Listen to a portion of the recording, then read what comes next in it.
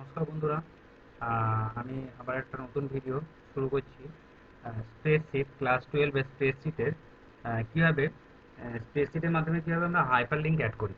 তো প্রথমেই বলি, হাইপার লিঙ্ক জিনিসটা হচ্ছে আমাদের আহ, কোনো পেজের রেফারেন্স ক্রিয়েট করতে আমাদের হাইপার লিঙ্কটা ইউজ করা হয়। আমরা থিওরিটিক্যাল ক্লাসে বলেছিলাম, সাপোজ আমরা একটা পপুলার ওয়েবসাইট যেমন ফেসবুক, ফেসবুকের ইউজার নেম আর পাসওয়ার্ড অথবা ফোন নাম্বার আর পাসওয়ার্ড দেওয়ার পর আমরা যে লগ ইন বাটনটায় ক্লিক করি, ওই লগ ইন বাটনের সাথে যে পেজের রেফারেন্স দেওয়া থাকে, মানে লগ ইন বাটনটায় ক্লিক করলে আমরা চলে যাই আমার নিজস্ব অ্যাকাউন্ট পেজে। তো লগ ইন বাটনটার সাথে আমাদের নিজস্ব অ্যাকাউন্ট পেজে একটা রেফারেন্স ক্রিয়েট করা থাকে, সেই রেফারেন্সটা কি বলা হয় আমার হাইপার লিঙ্ক। মানে ওই জায়গায় লগ ইন বাটনে ক্লিক করলে আমরা নিজস্ব পেজে চলে যাব ইউজিং হাইপার লিঙ্কের মাধ্যমে। তো সেই হাইপার লিঙ্কটা কীভাবে আমরা স্প্রেডশিটে ব্যবহার করি সেটা আমরা আজকে দেখব। তো আমাদের দেখো এখানে ওপেন অফিসটা খোলাই আছে। ওপেন অফিসে আমরা দেখব স্প্রেডশিটে কীভাবে আমাদের হাইপার লিঙ্কগুলো আমাদের করা হয়। প্রথমেই আমরা দেখব কিভাবে একটা সেলের একটা সেলে কিভাবে আমাদের কোনো ওয়েবসাইটের সাথে হাইপার লিঙ্ক করা হয়। সাপোজ সেলটাতে গিয়ে ক্লিক করব। সাপোজ আমি বলি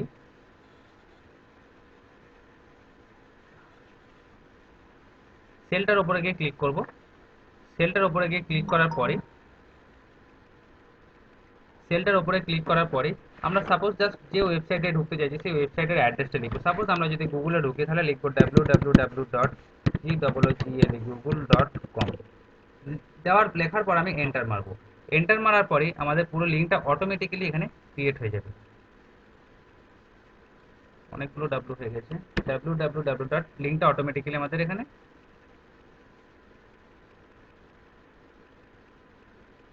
ক্রিয়েট হয়ে যাবে।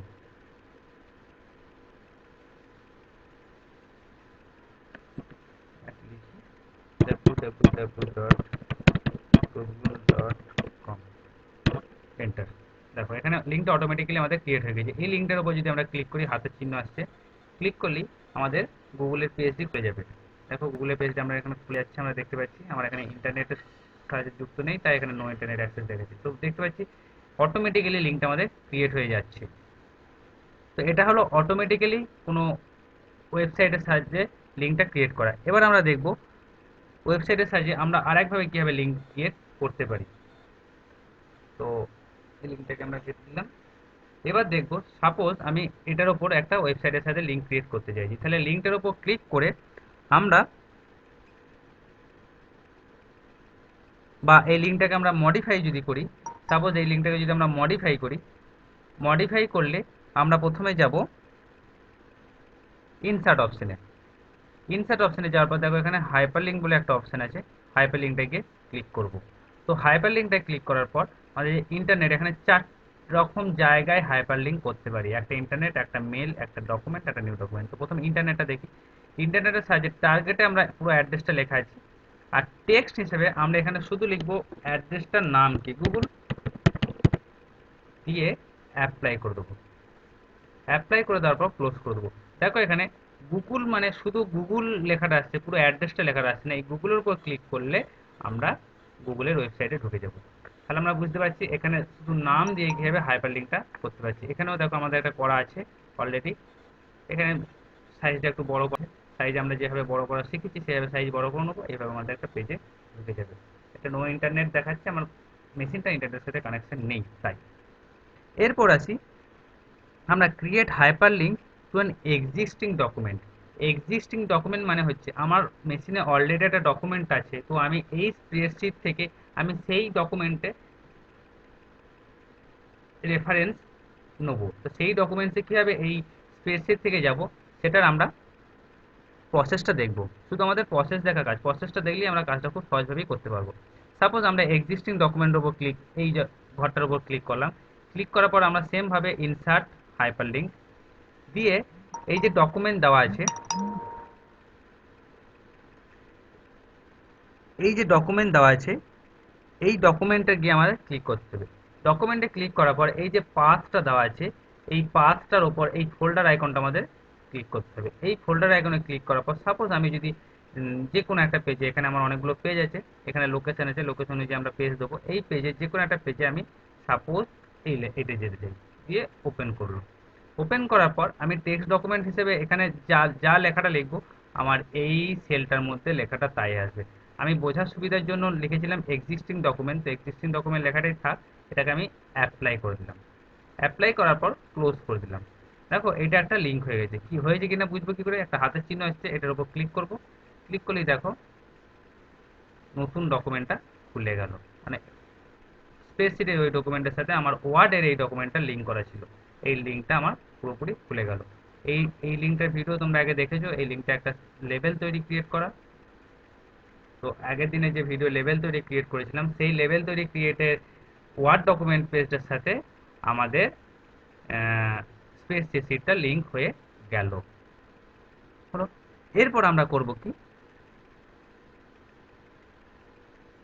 Create a hyperlink to a new document. আমরা এতক্ষণ এক্সিস্টিং ডকুমেন্টের ক্ষেত্রে করলাম, এবার নিউ ডকুমেন্ট মানে একটা নতুন ডকুমেন্ট তৈরি হবে এবং তার সাথে একটা হাইপারলিংক তৈরি হবে, ক্রিয়েট হবে।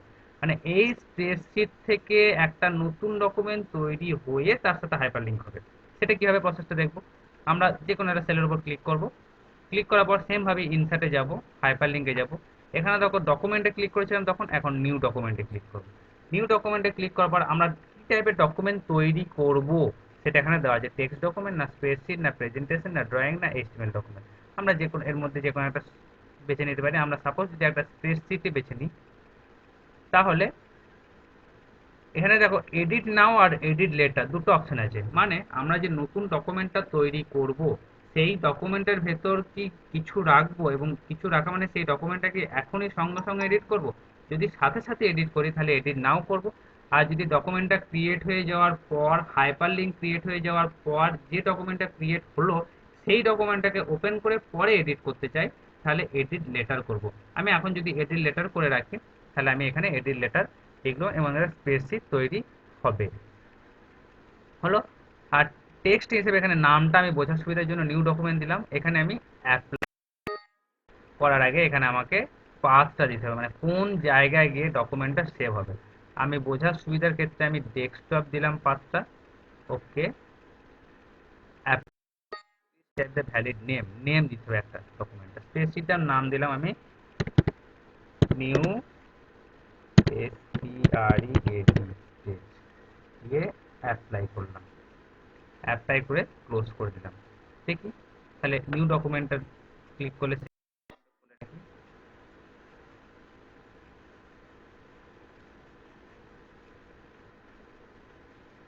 নিউ স্প্রেড নামে একটা পুরো স্প্রেডশিট ওপেন হয়ে গেছে। হয়ে যাচ্ছে আমার, ওখান থেকে স্প্রেডশিটটা আমার ক্রিয়েট হয়ে গেল। স্প্রেডশিটে অটোমেটিক ঢুকে গেল। এবার আমি স্প্রেডশিটটাকে এডিট করতে পারি। বোঝা গেল তাহলে কিভাবে নতুন ডকুমেন্ট তৈরি করে তার সাথে হাইপারলিংক করা যায়। বেশ।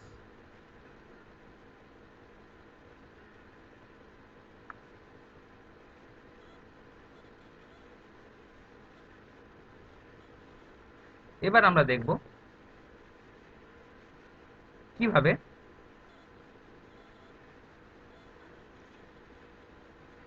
হাইপারলিংক ফাংশনের মাধ্যমে কিভাবে একটা পেজের সাথে হাইপারলিংক করা হয়। মানে আমরা ক্লাস 10-এ দেখেছিলাম যেভাবে আমরা ফর্মুলা লিখতাম ইউজিং ফর্মুলা বারে।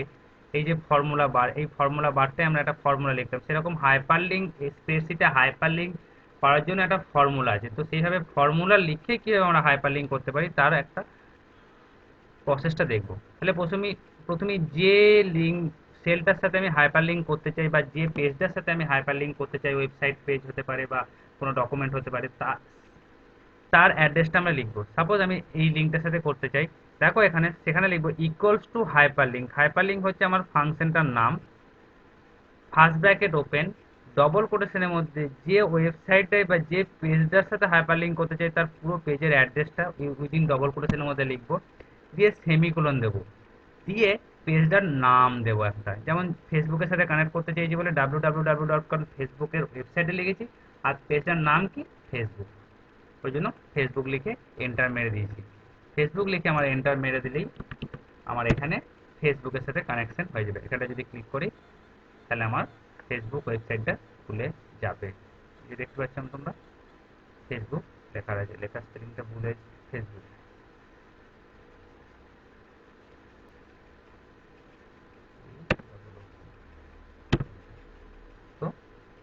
ক্লিক করলে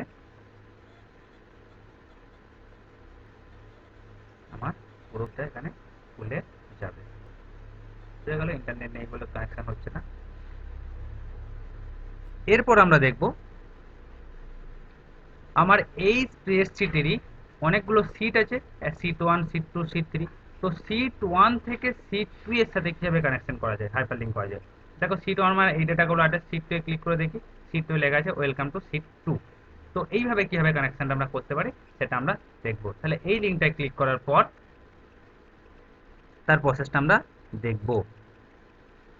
আমরা সেম ভাবে ইনসার্ট যাব, হাইপারলিংক যাব, হাইপারলিংক যাওয়ার পর ডকুমেন্ট, ডকুমেন্টে যাওয়ার পর এই যে টার্গেট বলে আছে এই টার্গেটটায় ক্লিক করব। টার্গেটটা ক্লিক করব, এখানে সিট আসছে, সিট 1, সিট 1 এর সাথে সিট 1 যদি কানেকশন করি তাহলে সিট 1 লিখবো, সিট 1 এর সাথে সিট 1, সিট 2, সিট 3, তিনটে সিট দিচ্ছে কারণ এখানে আমার তিনটে সিটই এক্সিস্ট আছে। তো সাপোজ সিট 2 এর সাথে ক্লিক করতে চাইলে অ্যাপ্লাই করে দেবো, ক্লোজ করে দেবো, দিয়ে টেক্সট হিসেবে আমরা এখানে বোঝার সুবিধাতে সিট টু লিঙ্ক দিয়ে অ্যাপ্লাই করে দেবো, দিয়ে ক্লোজ করে দেবো, দিয়ে আমরা এই লিঙ্কটায় ক্লিক করে দেখবো, দেখো শিফট টুতে আমরা চলে যাচ্ছি। সেম ভাবে এখানে আর একটা বাটন ক্রিয়েট করা হয়েছে, যে বাটনটায় ক্লিক করলে আবার আমি শিফট ওয়ানে যেতে পারবো। সেম ভাবেই এখানে বাটনটাই আমার সেম ভাবেই ক্রিয়েট করা হয়েছে।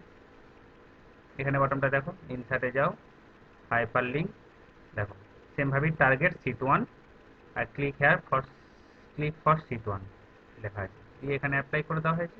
তাহলে এটাই ক্লিক করলে আমার সিট হয়ে যাচ্ছে। এইভাবে একটা সিটের সাথে আর একটা সিটের কানেকশন করা যায়। এবার আমরা দেখব linked data from another workbook. তার মানে এতক্ষণ আমরা দেখলাম সেম সিটে দাঁড়িয়ে, সেম ওয়ার্কবুকে দাঁড়িয়ে আমরা কোনো ওয়েবসাইটের সাথে অটোমেটিক্যালি কীভাবে কানেকশন করতে পারি, কোনো ওয়েবসাইটের পার্টিকুলার ওয়েবসাইটটাকে মডিফাই করে কীভাবে নাম লিখে কানেক্ট করতে পারি, কীভাবে এক্সিস্টিং ডকুমেন্টের সাথে কানেকশন করতে পারি, কীভাবে নিউ ডকুমেন্ট ক্রিয়েট করে হাইপারলিঙ্ক করতে পারি, কীভাবে হাইপারলিঙ্ক ফাংশনটা ইউজ করে একটা কানেক্ট করতে পারি, কীভাবে একটা স্প্রেডশিটের মধ্যে অ্যানাদার সিটে কীভাবে কানেকশন করতে পারি। এখন আমরা দেখব একটা স্প্রেডশিট থেকে আর একটা স্প্রেডশিটে কীভাবে হাইপারলিঙ্ক করতে পারি। তার জন্য আমরা একটা নতুন তার জন্য আমরা একটা নতুন কয়েকটা পেজ বানিয়েছি। সাপোজ আমি খুলি পেজগুলো, বুঝতে পারবে। সাপোজ সেলস রিজিয়ন দিল্লি নামে একটা ডেটা রাখা আছে, ঠিক। আমাদের আরেকটা আছে সেলস রিজিয়ন মুম্বাই নামে একটা ডেটা রাখা আছে। পেজটা ওপেন হোক, এখানে একটা ডেটা রাখা আছে। আর একটা পেজ আছে সেলস কনসলিডেট নামে, সেলস কনসলিডেট নামে আমাদের একটা পেজ ডেটা রাখা আছে, যেখানে ওই দিল্লি আর মুম্বাই সমস্ত ডেটাগুলো এই পেজের মধ্যে অটোমেটিক্যালি হাইপারলিঙ্ক হবে। তার মানে আমি বলতে চাইছি সেলস কনসলিডেট পেজটার সাথে আমার দিল্লি নামে যে পেজটা আছে আর মুম্বাই নামে যে পেজটা আছে ওখানের ডেটাগুলো সব আমার এই সেলস কনসলিডেট পেজের মধ্যে লিঙ্ক হয়ে আসবে। তো তার জন্য আমাকে কি করতে হবে সে প্রসেসটা একটু দেখি। আমি একটু পেজ দুটোকে সবাইকে রিড করার জন্য বলবো। মুম্বাই পেজটা দেখো এক্সিস্টিং কাস্টমার, নিউ কাস্টমার আর টোটাল।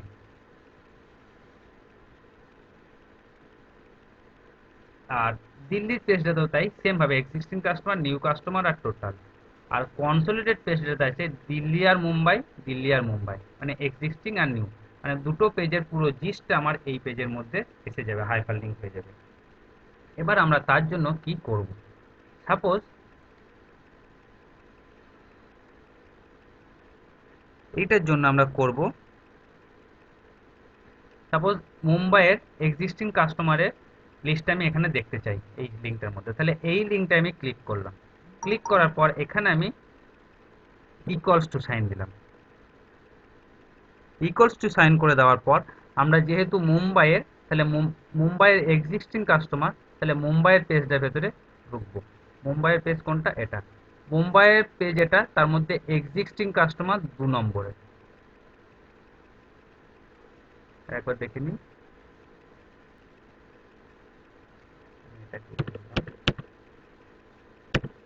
আমি এখানেই করতে চাইছি।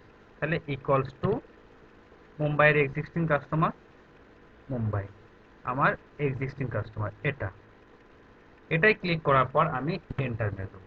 এন্টার মেরে দিলে এই পেজে অটোমেটিক্যালি ডেটাটা চলে আসবে।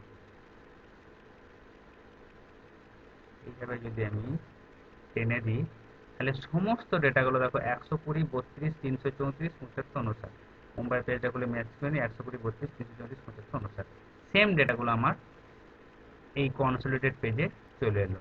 সেভাবে মুম্বাই নিউ কাস্টমারের ক্ষেত্রেও আমরা এইভাবে করতে পারি। একটাকে করব, তাহলে মুম্বাই নিউ কাস্টমারের আর একবার দেখে নিই। এইটাই ক্লিক করব, যেখানে লিঙ্ক করতে চাইছি সেটাই ক্লিক করব। ক্লিক করার পর ফর্মুলা বলে ক্লিক করে ইকুয়ালস টু টিপবো। ইকুয়ালস টু টেপার পর যে পেজটার সাথে মানে মুম্বাইয়ের নিউ কাস্টমার পেজ, মানে মুম্বাই পেজটা কোথায় আছে দেখবো। মুম্বাই পেজের উপর ক্লিক করব, যে নিউ কাস্টমারের প্রথম এটাতে ক্লিক করে একটা সিঙ্গেল ক্লিক করে এন্টার মেরে দিলেই আমার পরের পেজ এই পেজটাতে অটোমেটিক্যালি চলে আসবে। যখনই চলে আসবে একটা হয়ে গেলে বাকিগুলো করার দরকার নেই, এইভাবে ড্র্যাগ অ্যান্ড ড্রপ করে টেনে দেবো। হলো, দিয়ে সেভ করে দেবো। সাপোজ আমি একটা এক্সাম্পল দিই। এবার সাপোজ ধরো দিল্লির এক্সিস্টিং কাস্টমার 230 আছে। এবার এটাকে আমি দিল্লির পেজটা খুলি, 230টাকে আমি 330 করলাম, দিয়ে সেভ করে দিলাম। দিয়ে আমি তাহলে এবার সেল কনসোলিডেট পেজটা খুলবো, 330 করে সেভ করে দিয়েছি। এবার আমরা সেল কনসোলিডেট পেজটা ওপেন করব। এখানে একটা অপশন দিচ্ছে আপডেট অল লিঙ্কস, মানে ওই যে এক্ষুনি দিল্লির পেজটাতে আমি আপডেট করলাম, সেই আপডেটটা যেন আমার সেই কনসোলিডেট পেজটার মধ্যেও আসে। এটাই হচ্ছে হাইপার লিঙ্ক। যেহেতু হাইপার লিঙ্কটা করা আছে সেই জন্য আমাকে এই ডায়লগ বক্সে মেসেজটা দিচ্ছে। যদি ইয়েস করি তাহলে 230টা 330 আমার এখানেও হয়ে যাবে। এই 230টা 330 হয়ে গেল। তো এইভাবে আমাদের একটা স্প্রেডশিটের সাথে অ্যানাদার স্প্রেডশিটে আমার কানেকশনটা এইভাবে করা যায়। তো এই ছিল তোমাদের হাইপার লিঙ্কের বিষয়। হাইপার লিঙ্কে একটা পেজের সাথে কিভাবে আর একটা পেজে কানেকশন করতে পারি সেটা স্প্রেডশিটে আমরা দেখালাম। তো ভিডিওটা আমাদের এখানেই শেষ হলো। পরবর্তী ভিডিওর জন্য আবার অপেক্ষা করো।